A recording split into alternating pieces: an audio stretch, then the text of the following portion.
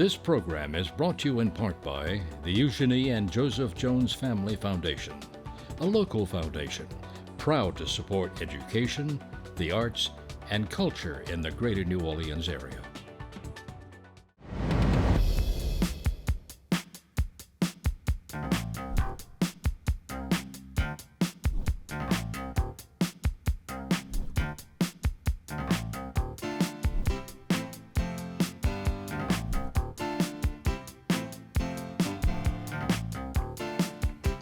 Hello, I'm Marcia Cavanaugh. Thanks so much for joining us. With the Super Bowl just 2 Sundays away, already the city is playing defense as new safety measures are being implemented, as well as concerns voiced about other issues such as human trafficking. Last week, there was a blizzard, but still smoldering are worries about the California wildfires and how they may affect insurance rates in other states, including locally. We will discuss these stories as well as UNO making a round of faculty layoffs, plus 2 previous local Super Bowls when security was on alert, and a legislator being critical of Super Bowl halftime shows. On our stage are tonight's Informed Sources. Errol Laborde, producer of Informed Sources. Missy Wilkinson, staff writer, the Times Picayune, the New Orleans Advocate. Greg LaRose, editor, Louisiana Illuminator. And Marie Fazio, staff writer, the Times Picayune, the New Orleans Advocate. And we go on over to Missy first because it's right literally around the corner now, the big Super Bowl coming to the city, and so there are a lot of security measures that are being put in place. Why don't you tell us about those? Yes, being put in place literally as we speak. I was walking through the quarter on Wednesday and saw a flurry of activity, lots of Royal Street torn up. All these new physical assets are being installed in an effort to prevent something terrible happening like we saw on New Year's. So new to the French Quarter are physical barriers capable of stopping 15,000 pounds a vehicle moving 40 to 50 miles per hour. And you'll see these deployed at intersections along Bourbon Street, beginning right there at Bourbon and Canal. So these can raise and lower. They can allow sanitation vehicles to go through around 4 a.m. or 5 a.m., whenever they roll through. And they'll also be staffed around the clock by National Guardsmen. It will be, of course, a restricted security area where you won't be allowed to bring in purses above a certain size, around the size of a small handbag. You can't bring ice chests in for obvious reasons. It's still an open carry area, so you can bring a firearm, interestingly. But, fingers crossed that nothing that bad happens. So what you've just been describing is the French Quarter area. What about over there by the Superdome itself?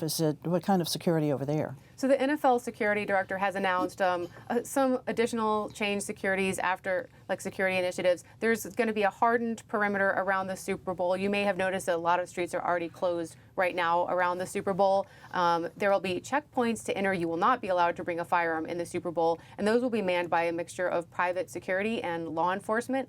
And there will be there will be drones. There's going to be plenty of surveillance cameras with very high-tech capabilities, canine units, just about everything you can think of to keep us safe.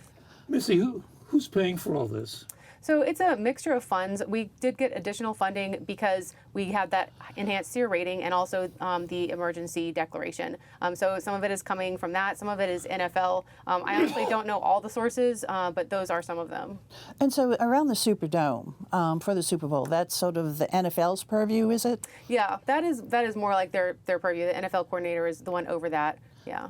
And then for for the French Quarter, after that terrible incident New Year's Day on Bourbon Street, the feds said that they'd be stepping in to help the city enhance its security measures. So what is being done by the federal government to help us? Well, so we do have, these new physical assets have come because of our contract with a private contractor who is partly financed by these additional funds from the enhanced SEER rating and also from the emergency declaration. And then we'll also have federal troops on the ground. Federal, state, and local partners will be there. FBI will be there. Homeland Security Investigations is the federal coordinator for the Super Bowl, and they've been working on their plan for close to 2 years now. So we're going to have a lot of law enforcement on the street. They wouldn't specify a number, but they did say several thousand when I asked the security coordinator for the NFL. And so in the French Quarter, the terrorist event happened right there on Bourbon Street, although We did see, as you mentioned, the ice chest, a couple of ice chests in different areas of the French Quarter.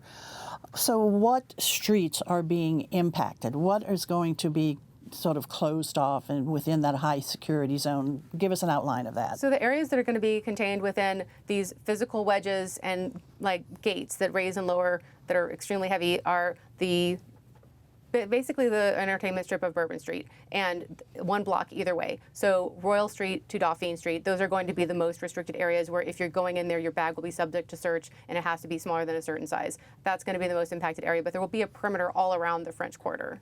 So, on Royal and Bourbon, is it for the length of Royal and Bourbon, or is it, Royal and Dauphine, or, going alongside Bourbon Street, or is it a set number of blocks on Bourbon Street? So it is a set number of blocks on Bourbon Street. Law enforcement have not wanted to disclose exactly where all the physical barriers are for security reasons, but it is a large amount of Bourbon Street that you will see them on right there. So, go ahead, Ian. Will these barriers still be around for Carnival, or are they taken down the next day? They will be around through Carnival, and there are talks to keep them around longer than that, but nothing's been finalized yet. So are they up right now? They were in the process of being installed on Wednesday when I went there. So some were in place, some are still being placed, and it was a little bit of a work in progress when I walked through last. But ultimately, what is the plan? How long are these streets going to be blocked off there in the French Quarter? How many days before the Super Bowl? All next week, or so many days before next weekend? Well, I believe Wednesday through Monday of the Super Bowl week is when these closures will go into effect. So through the February 10th.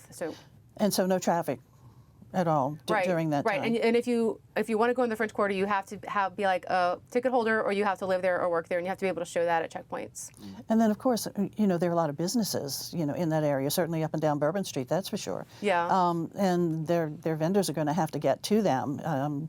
What's going to happen with that to keep that flow going on? Well, I think that there's been a little bit of fireworks from local businesses who are affected by this. And, I think that the idea is to bring some of these barriers down early in the morning, to allow things like grease trucks to go through to service some of the bars and restaurants and things like that. But, I think it's going to be an impediment, certainly, and hopefully the influx of business from the Super Bowl counterbalances that. But they have sort of been doing this for years, and that there's been some barriers that are up, and these policemen have taken down when a service truck comes. Now, these weren't barriers that could stop a speeding truck or anything like that, but the spirit of it has been in play.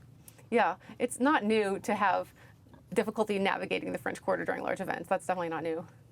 And so these barriers are special barriers that have been brought in. Are we using the new set of bollards that were being installed? We were hearing about those? Those will be installed. They were not installed when I went through the quarter on Wednesday, but they will be. We will have the new bollards up ideally, yes. So it's sort of multiple lines of defense in a way that we're going to be experiencing there in the quarter. Yes, multi-layered, yes. Okie doke. Very good. All right, Missy, thanks a lot. Okay, Greg, let's go on over to you because we've been hearing so much over these past weeks about the wildfires out in California and the Los Angeles area. And, of course, these people are going to need help. They're going to look to FEMA, just like we've looked to FEMA for help when we've had hurricanes or floods or whatever. But there's some discussion about what kind of help they might be able to get. Yeah, it's kind of been folded into the larger conversation about insurance coverage to bail communities out of disasters. So California has what's called the FAIR plan to cover homeowners there. It's a state plan where obviously it's a bigger state, higher population, and it got started after the Watts riots back in the late 60s. And just in the most recent fires, not the ones that are still ongoing now, but in the last set, it was in the neighborhood of like 12 billion in damages. So clearly, it's a drain on their resources with, again, ongoing disasters unfolding. And the connective tissue to Louisiana, really, Speaker Mike Johnson threw it into the forefront when he talked about, sort of taking the ball over from President Trump, who was critical of how the Democratic-led state was handling the disaster with untruths, with outright lies. Trump was criticizing Newsom with regards to the water supply, the reservoirs. Turns out none of it was true. And Johnson sort of added more to that conjecture in saying that, there'd be strings attached to any such funding, indicating political strings.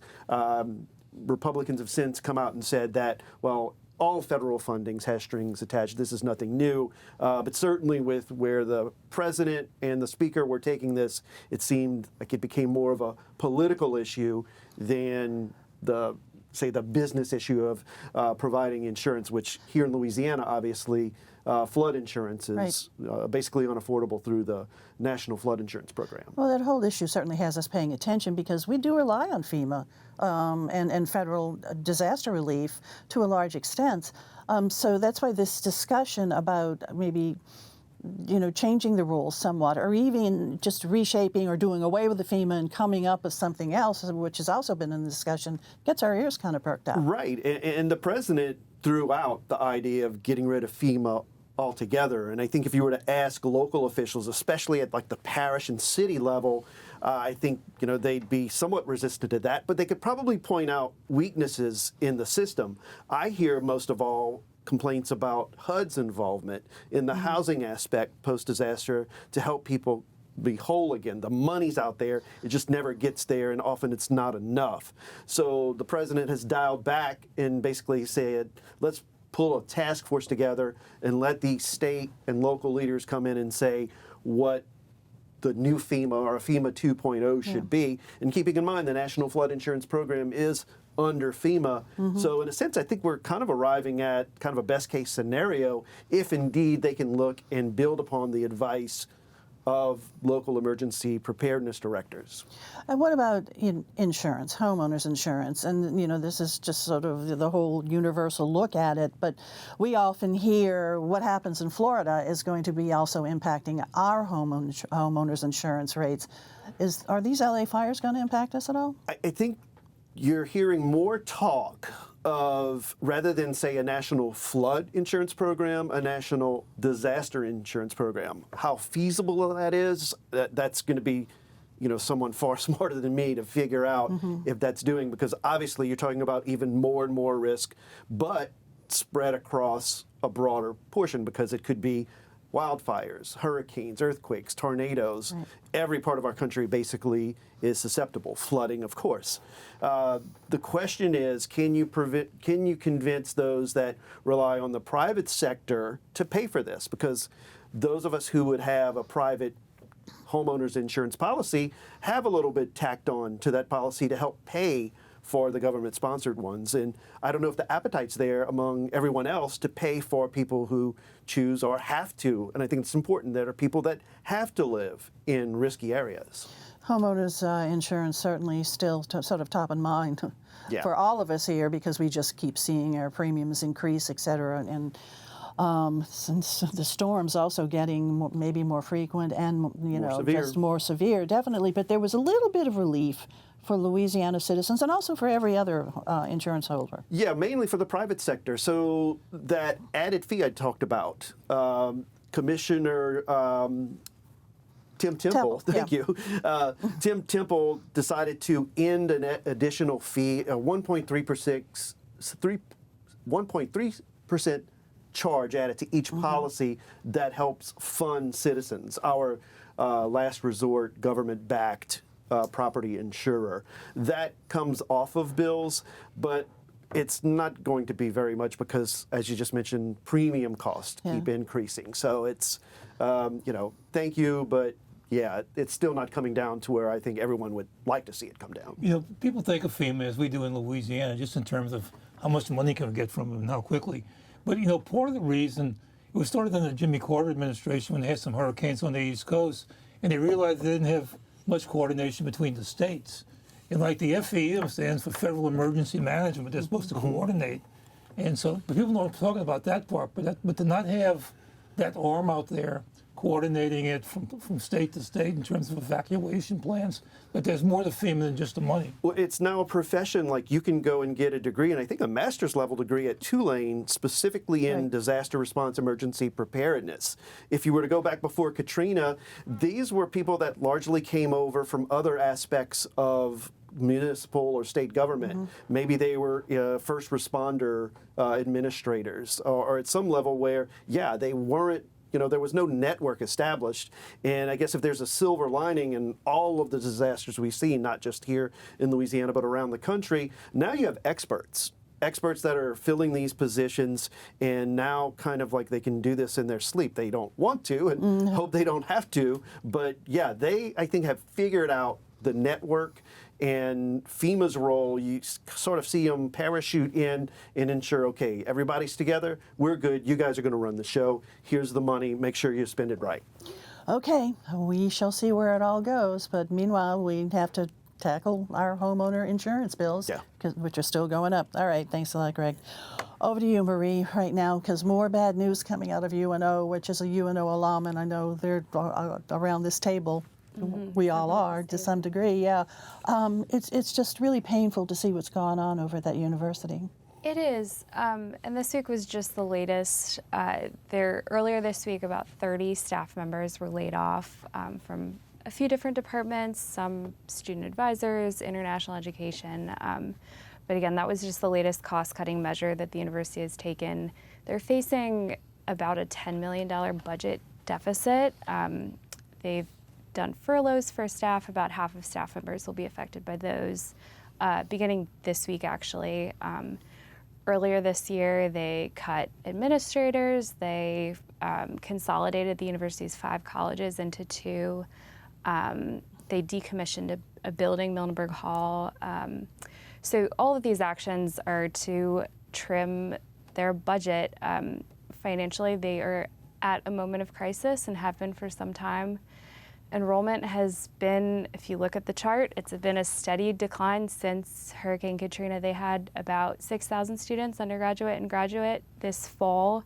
That's down from 17,000 before the storm. So drastically different university, but I've spent some time there this week talking to students and staff members, and there is this pervasive feeling that like things are really tough right now. They're, buildings seem to be falling apart. Student services, just like financial aid, is lagging. There are lots of issues, but there's just this feeling of this university is so important for New Orleans and has been just this accessible educational institution for middle-class New Orleanians for generations. So I don't think it's giving up anytime soon, but nevertheless, this is painful for a lot of people. And offering a high-quality education, too, we should add. Now, these layoffs, the 30 folks who were laid off, are these faculty members? They're not. So they've been very careful to keep these cuts as far away from the classroom as possible. So it's all non-teaching staff members, but at the same time, you need people who make the university function. And I was at a staff council meeting earlier this week, and a few faculty members stood up and expressed that, even if you keep full faculty, there's been a long line at the financial aid office, at the bursar's office, the students trying to pay their bills, and there, other issues. So yeah, And with the furloughs, there were what? 200 or so people who are going to experience the furloughs? Those are all staff members also. It'll impact about half of university employees, and they're through the end of the fiscal year at least, and basically you'll take off a certain number of hours during each pay period, depending on how much you make. But this will impact even some faculty members who are making less than $40,000, and a few of them expressed to me that this is going to hurt. Yeah, I'm sure so. Will full-time faculty be impacted by that? No. Also by the furlough? No, faculty are not being furloughed. Well, definitely difficult times for the university, but it does sound like people are still staying positive for it all. And what is the mood there? You said you were on campus. What does it feel like? And with the students, when you're interacting with the students, what does it seem like for them? They seem a bit demoralized, maybe apathetic. It's sad. It's really sad for them. But at the same time, they want to fight for UNO. Well, they've been in belt-tightening mode really ever since Katrina. So in a certain sense, I think they're inured to it. But this is as drastic as I can ever recall it. Right. Yeah.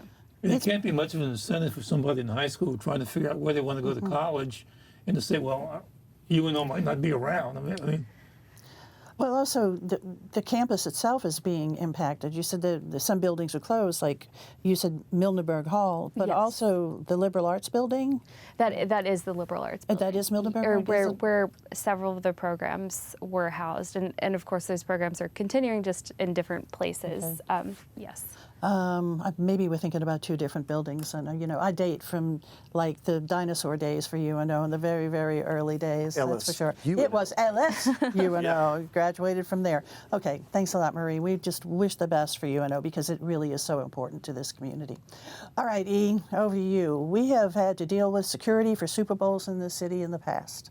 Yeah, hearing about the security just reminded me of two Super Bowls that were held in New Orleans where they were kind of security-related questions. One of the most famous was Super Bowl 36, which was played in February of 2002. It was originally supposed to be in January of 2002, but because of September 11th, which would happen, the NFL had to push everything back a week, and so it was the first time a Super Bowl was in February. But there was a lot of worry about this coming off of September 11th. This was the first really major event in the nation after September 11th. And there was a lot of worry about what to expect, and people were well aware of that. It was designated at the federal level as a federal security event. A lot of resources, a lot of barriers went up all around. When I heard Missy talk, it kind of reminded me of the kind of things he was saying. What always comes to my mind was these Navy jets from Calendar Field that maybe for 2 or 3 days beforehand, they were circling around all day and all night long.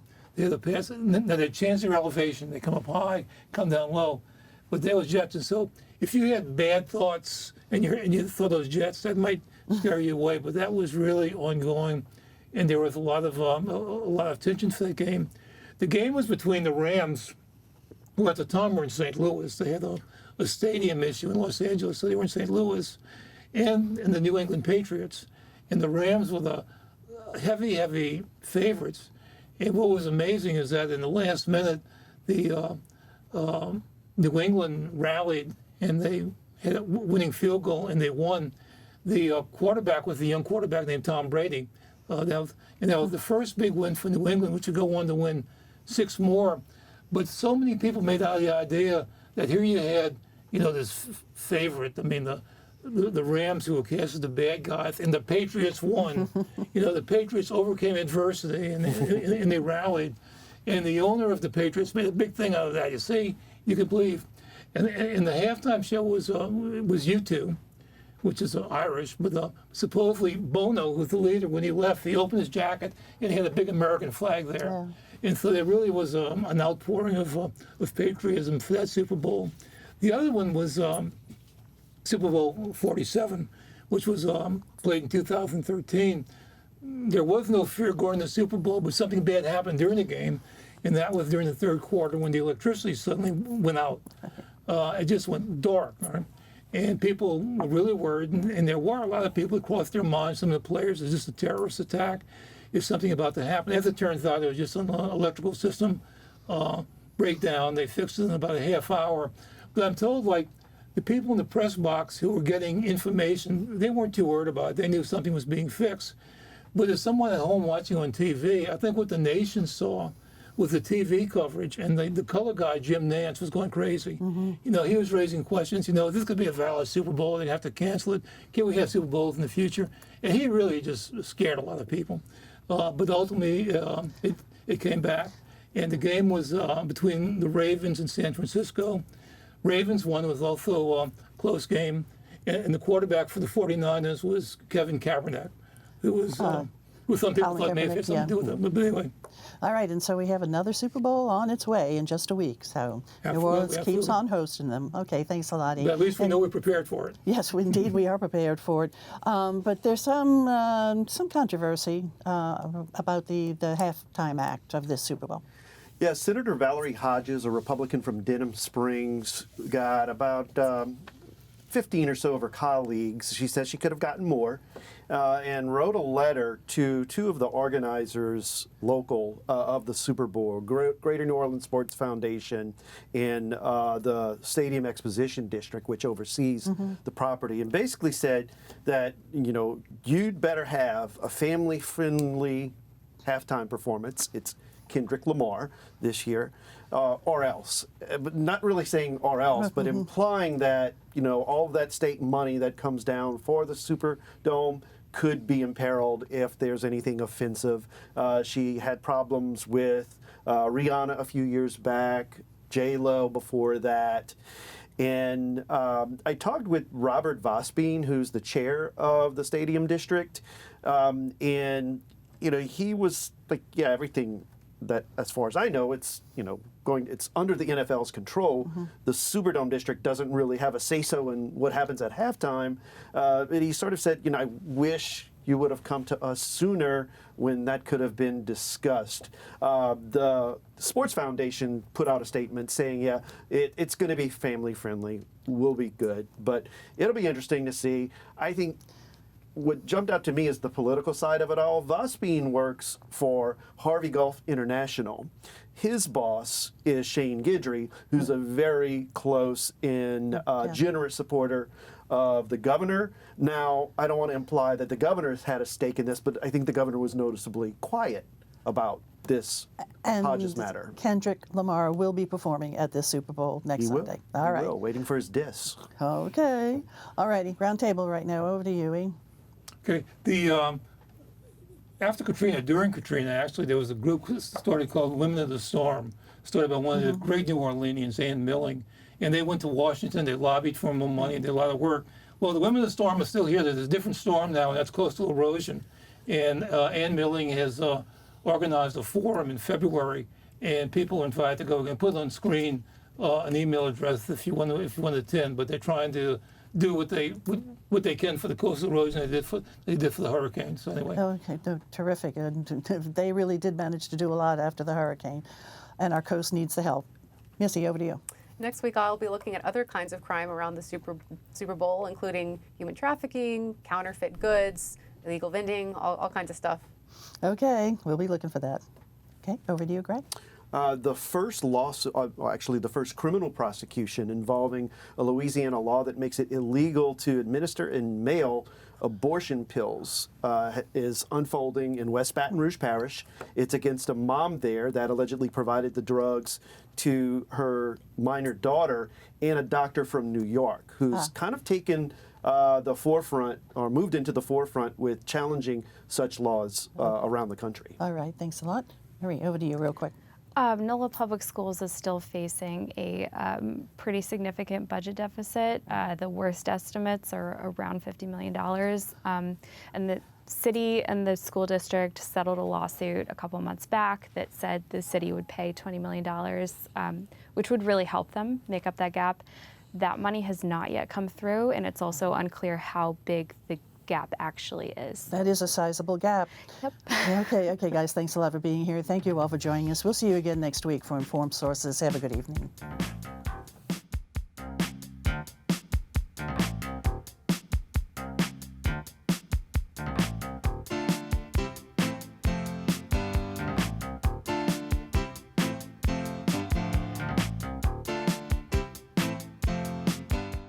This program is brought to you in part by the Eugenie and Joseph Jones Family Foundation, a local foundation proud to support education, the arts, and culture in the greater New Orleans area.